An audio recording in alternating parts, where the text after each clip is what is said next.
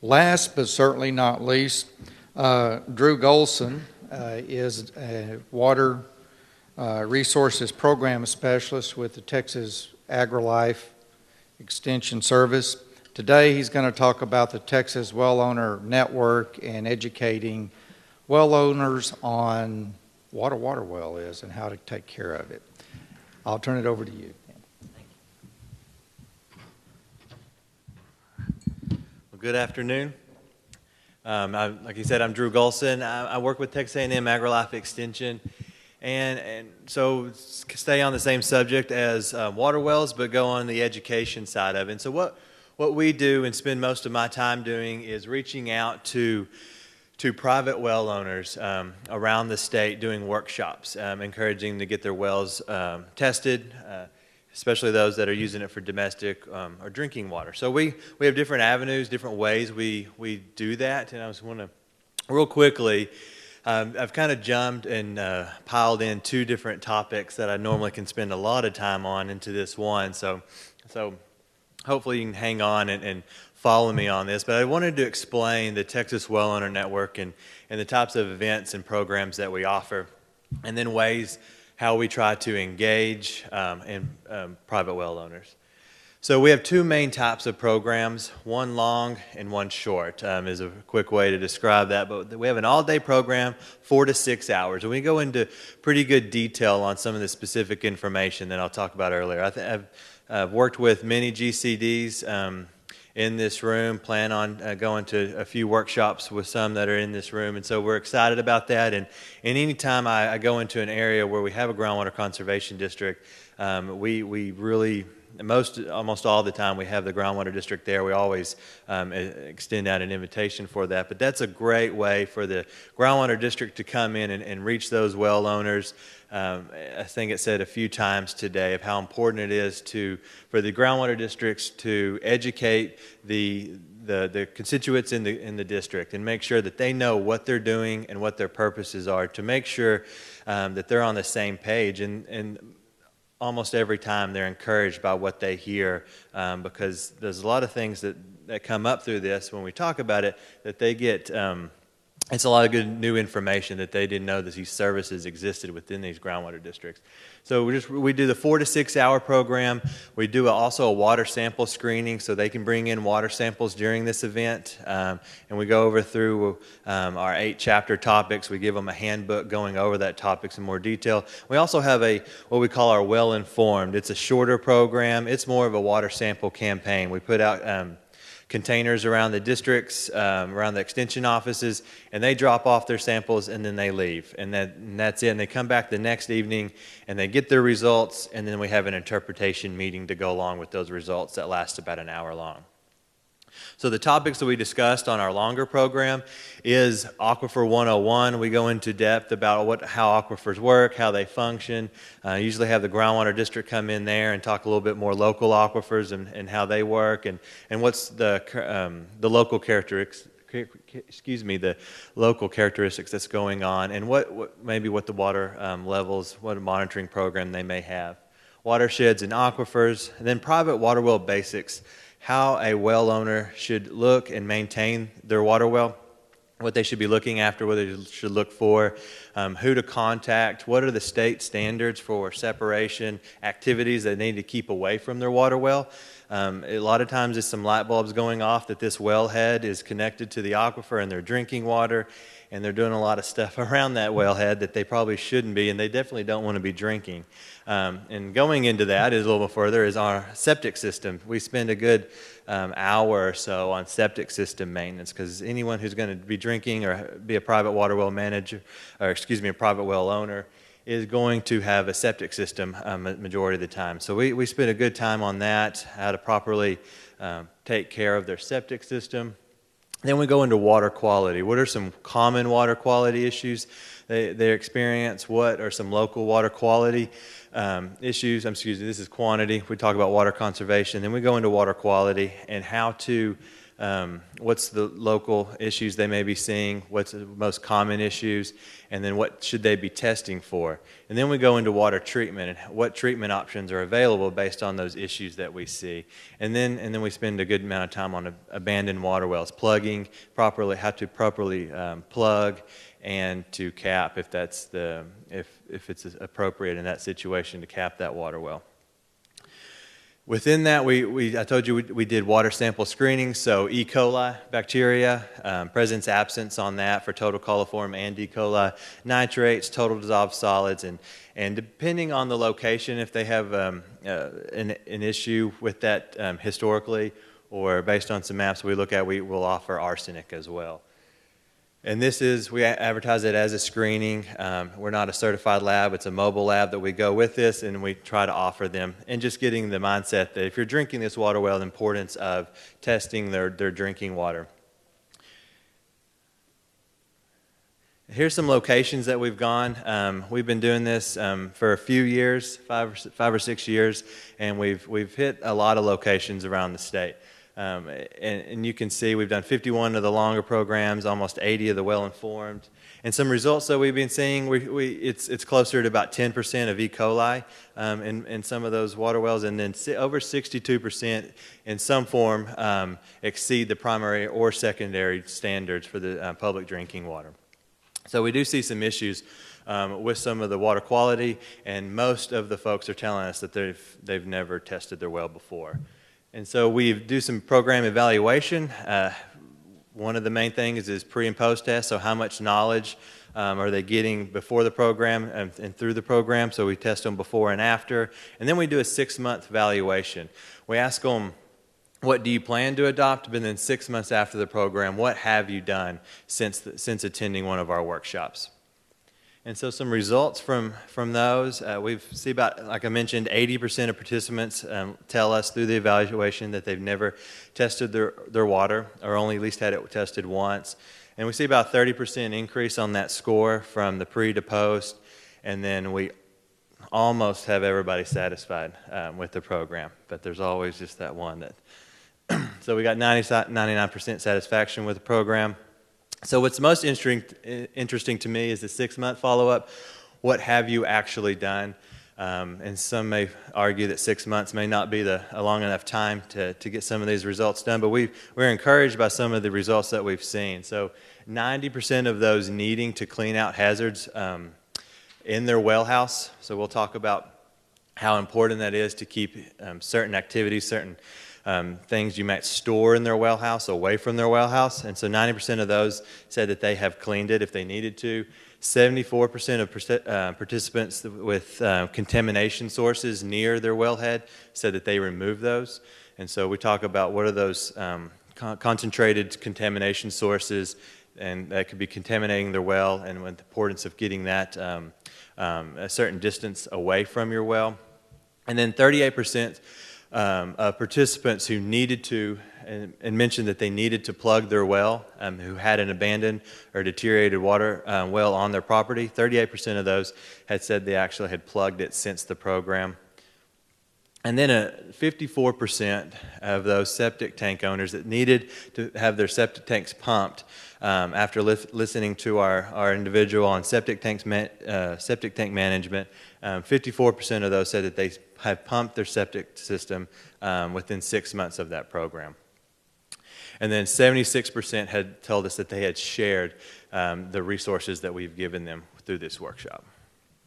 So I told you I'm combining a couple things. Here's another one that's kind of changing courses just a little bit. But what we do is we do with this water well program, we try to reach out private well owners. And so every so often there's a study that we've been participating in, and what I've been working on is a survey instrument. So we ask Texans a lot of different questions about water quality, water quantity, and how they perceive those issues, but also how do they want to receive information to try to help guide programs, but also help for new programs, but guide our programs that we currently, the best way to reach Texans in rural areas, on private water wells, and what's the best way to do that. So just some quick background on this survey before we dive into some of those results. Here's just the numbers. We had 475, the most recent one in 2014, around a 30% response rate on that. And so you can see the male and female have gotten has changed since 2008 based on results, which is good because that's a little bit closer mirroring what the actual distribution is from the census. And then here's our size of residents based on our 2008 and 2014 survey based on community. And what you would expect, majority of the folks are living in the larger areas. And then down at the residence location, we have over 50% are going to tell us that they live inside city limits, 20% outside city limits but not engaged in farming. And then we have 11% that live outside city limits that currently are engaged in farming. And so based on these demographic questions, how are they answering these questions differently? Or are they answering these questions differently on how they want to receive this information? What kind of information are they getting? And do they feel like there's issues with water quality or quantity? And so just some of the water quality in reference to our private well programs, I've pulled out some of these questions, but do you feel that your home drinking water is safe to drink? And a lot of numbers on here, but just pointing out private supply is the most confident in their home drinking water safe to drink. So 91% felt that it was safe to drink. They're the most confident, and you also know that they're the only ones who do not have their wells or their water tested, while all the other ones have some type of regulation to make sure that their water's tested regularly. They're the only ones that do not, and we know based on asking that question that most of them don't get it tested, but they are the most confident that it is safe to drink. So that's interesting. And then there is a difference between male and female on males being more confident that their drinking water is safe as opposed to females. And then outside city limits, there was no difference based on how they felt their water was safe to drink or not. Again, no difference on education, but there was on age, and it was kind of split. The younger folks and then the older segment both felt a little bit more confident, and I don't know the reasoning on why the younger and the older were a little bit closer, and there's a difference between the two. Not much, but there was a difference on those. And then we asked the same question: do you have your well tested? Pretty close to the question that we ask to all of our private well owners, but a little bit more so that are saying that they are getting it tested. About 65% said that they're not for private well. Then, as you'd expect, as getting their own tested for the public supplies, both municipal and rural, are not, but the systems are that they are getting their districts from. I don't know what happened to that. So it's treating. We asked that about treating. Do they treat it? And what you would suspect that private wells are treating more than public. But what we find when we do our PREL program is most well owners are treating because of something that they smell or see, and not because bacteria, you're not going to see that, or arsenic, you're not going to be able to experience that and by seeing it. So what they're going to be treating for is hardness or iron, filtering it through. So most of the time that we see in talking to folks is they're treating based on aesthetic issues as opposed to health issues. And these are some of the problems. I'm going to go through this fairly quick, but what do you feel like there are problems? What type of pollutants do you see or do you feel that and we divide it up based on where they're getting their source water from. So the folks that mentioned bottled water, they're by far going to be the most. If you look on the right-hand side of the column, they're the ones that are different than all the rest, if it's listed on the right. So bottled water, they feel more like there's going to be issues in their drinking water with pathogens. Public supply and bottled water are going to be pollutants affecting groundwater or surface water. Is going to be pesticides. Bottled water, salinity, so maybe that's one of the reasons they've decided to go to bottled water is having salty. So it just helps us give us some ideas of what folks are viewing, what issues they may be experiencing, or at least they feel that may be affecting. So we can line that up on what's actually going on with water quality, what's the water quality issues that we actually see, and then what's the perception of that based on where they're living. And then last section of that we looked at is learning preferences for water resource information. So what type of information are you getting? How are you getting that? What topics do you want to learn about? And how do you want to receive that information? And so we asked the question, would you like to learn more about any of the following water quality issues? And the number one topic was protecting public drinking water supplies. And the second was water management in home and garden landscape. And that had changed quite a bit from 2008 to 2014 to going from the drought being in the middle. The water management and landscape design jumped up quite a bit on that. But if you look at that public drinking water supplies, it's a common thread on this. And you can see based on they're inside the city limits, outside city limits, or engaged in farming. Inside city limits folks are different in that fact that significantly different in that they want to learn more about protecting drinking water supplies. Another thing to point out, although it's not different, when you look at outside city limits, engaged or not in farming, the two topics that are the most popular on there is private well protection and septic system maintenance. And so that's one reason that the program is started, because they told us that this is something that they're wanting to learn about and they don't know much about, and they would like to learn, and they would be willing to sit through a program on this. And so if you had the following kinds of opportunities to learn more about water issues, which would you look most likely to take advantage of? And as you would probably expect, the number one for that is visiting a website. And so with an extension, or if you're with a groundwater conservation district, making sure all this information is available online is something that we need to prioritize and make sure they're getting access to it. And I think that's a no-brainer. Everything's being able to Google it or look it up, and then we need to make sure the right information is out there. And so working through that route is very important. We have a lot of good information with the extension. We have a lot of publications, a lot of fact sheets, but are they reaching that when they're searching on website? But one thing that did surprise me is number 2 was our old great extension fact sheets. Our hard copies of stuff is still number 2 at reading fact sheets, bulletins, or brochures. So they're still wanting to look at that to get some information, and to making sure we're not just discarding that is also important when we look at this. Not just getting everything online or electronically. There's still a segment of the population that's how they want to receive and learn that water resource information. And as you can go down, TV coverage, a video, YouTube, how are you learning about water resource in that way, and going down, short course, the more time spent. So they're wanting quick, easy ways to get the information, learn about it, and take it amongst themselves. But how do they answer that question based on their age group? So again, I'm going to try to explain this. If you look at the segments, 18 to 34, going down, across here is the age segment, and then what was the percentage that they chose so visiting a website was highly significant.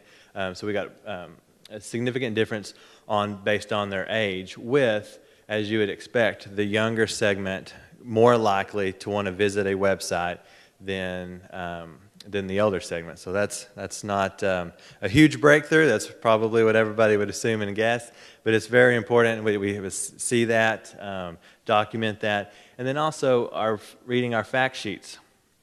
So as you would also expect, that goes the other way, and so more likely the older segment are going to be wanting to get those fact sheets, those bulletins, those brochures, those hard copies of things so they can get that information. And then down YouTube. Again, more likely our 18 to 34-year-olds are going to be more likely to want to get information that way. And so we can exhaust ourselves on trying to get information through all these ways, and that may be the appropriate way, is just making sure all the information out is in all these ways, all these different avenues. Or you also need to look at who's your audience. And majority of our well owners, if that is specifically in this case our audience, maybe most of them are not going to be our 18 to 34-year-olds, and so we need to make sure we're at least meeting all the needs to get that information out to the segment of population that's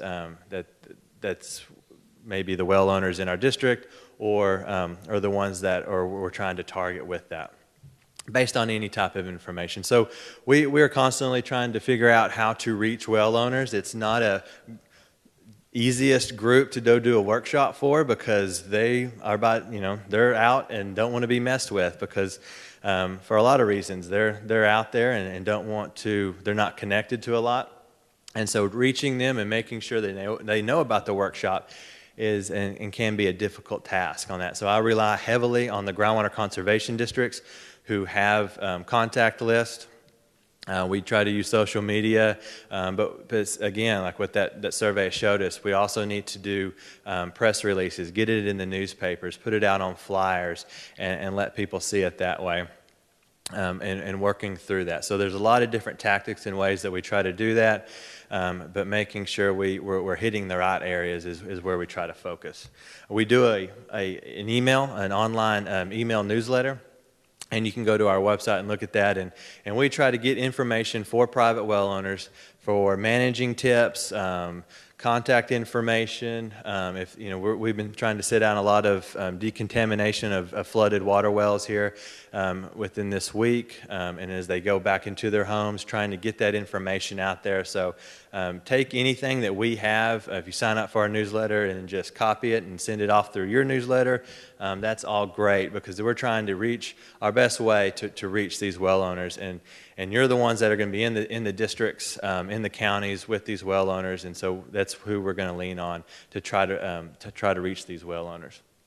Again, these are just some of the ways, the tactics that we're trying to broaden away. And then also, like I mentioned, these are still what folks are wanting as well. And so we've created, they're online, they're electronic versions. We also have copies, though putting these in your office for them to pick up if they come into the office are very important. And we have this handbook as well. This is our website, and it should be there at the bottom, but it's not. If you come up to me, I'll give you our website URL. But just go to fact sheets, and these will come up, and you can get any type of that information. But it's just twon.tamu.edu if you're interested in any of these fact sheets, downloadable online or hard copies. There it is. Right there. So with that, do we have time for any questions? Okay. Yes, sir.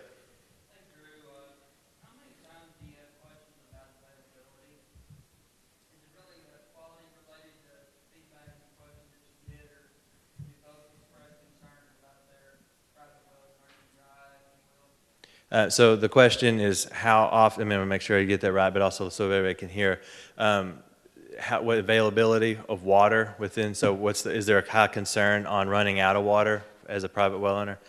Yeah, that's seasonal.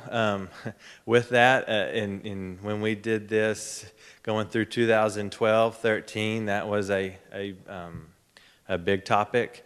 And then when we go in the regionally and during the summer, during certain areas where fracking was high, we got a lot of those questions as well. But for the most part, it's not one of our top concerns or questions overall. Yes, ma'am. The free of charge, the cost, is that what you asked? Yeah.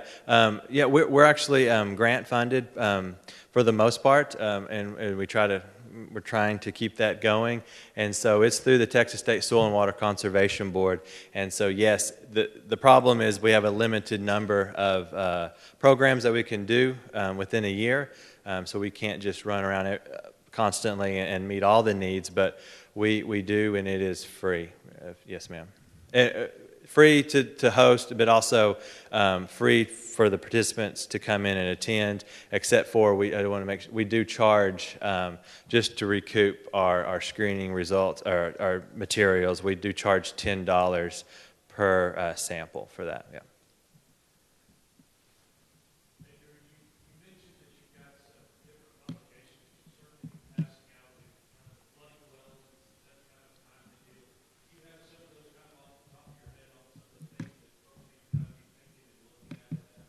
Yeah, it was a good question. So I recently, I sent an email, and I think they put it up, but I pulled the 3, and we put it on, I think, the TGPC website too, but on this website, we pulled those 3 main ones that people would be interested in based on these flooding fact sheets, and we put it at the very top of my webpage. And so it's not buried in the fact sheets anymore. We pulled those up, so if you go to the website, they're there. But decontaminating your well after a flood event, and we both have those in English and Spanish posted up there, and then getting it tested. So there's 3 main ones, and it's right on the very top of our website.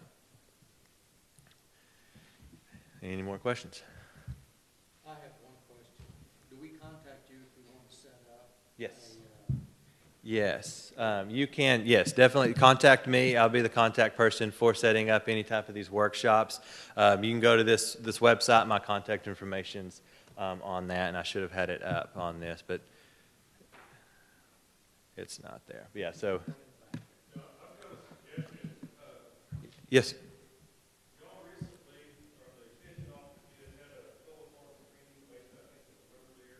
Yes.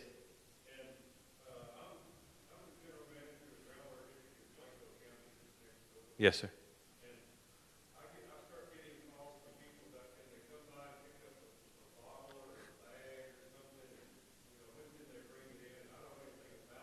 Yeah.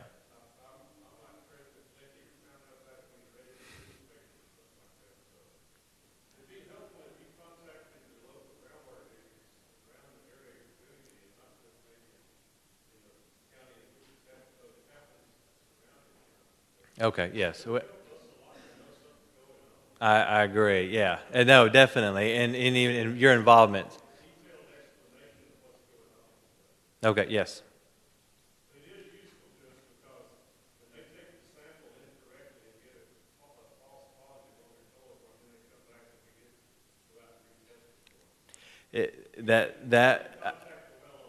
There's some engagement there, and I would probably say that's the number one issue, is that they are taking their own bacterial test on theirs, and so we try our best to make sure that they do it properly, but the intent is to engage them on coming to the program and then talking about the purpose of getting it tested, but that is an area that, because there are that, and we try to walk through that with them of the false positives, right?